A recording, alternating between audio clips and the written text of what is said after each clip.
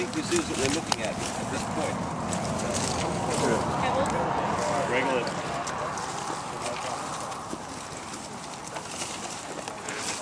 Cannot hear at all. That's very good. Move closer. It is indeed that. These are gravel deposited on top of the older mudstones. And we can actually see up the top of the hill there, that blackish top hill, see the mudstone. At the top of it you've got a horizontal layer. Boulders and pebbles very similar to these going to the top of the hill. And when you were walking along further down there near the bus, you would have seen rounded boulders and pebbles of jasper and other lithologies sort of rolled off the top of the hill down to there. So that particular level up there represents a very high level alluvial terrace. And what we're looking at here possibly is a lower level alluvial terrace. And this particular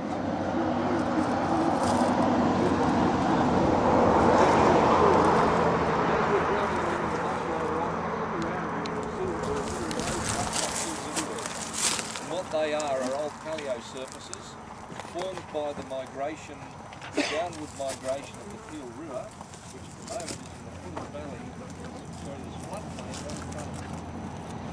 So over the millions of years, tens of millions of years,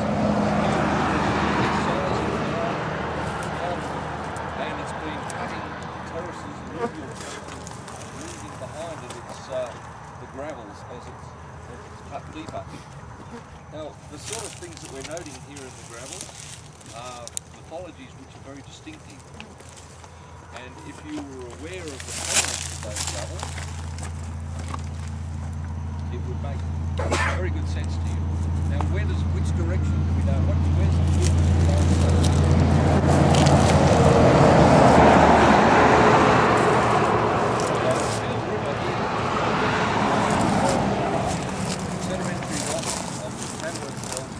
And it's rising back through there.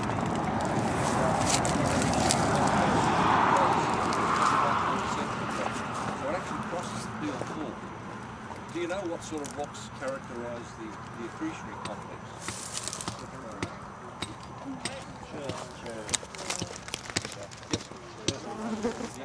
They're very deep marine sediments, so we get things like metabasalts, but very importantly we get really, really tough, resistant rocks that are resistant to erosion.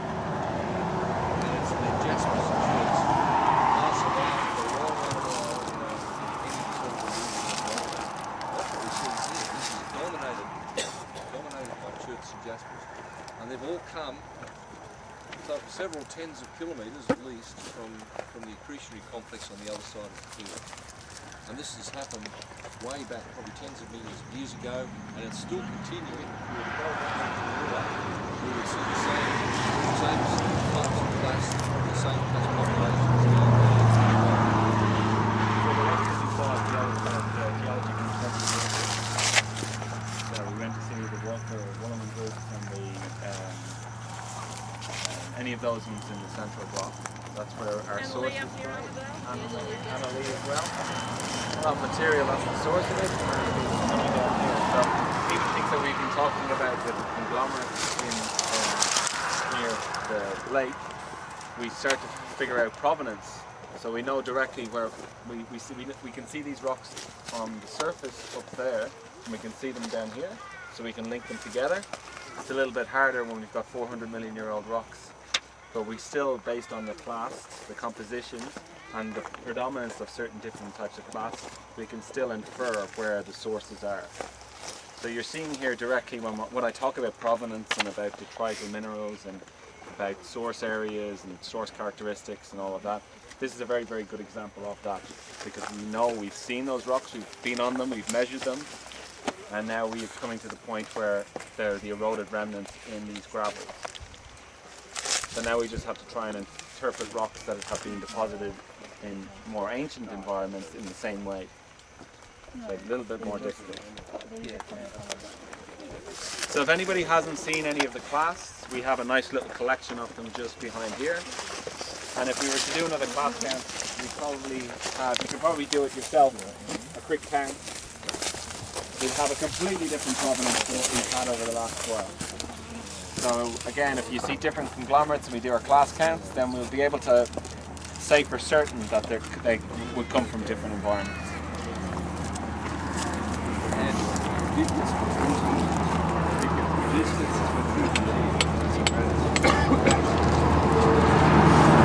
Okay, so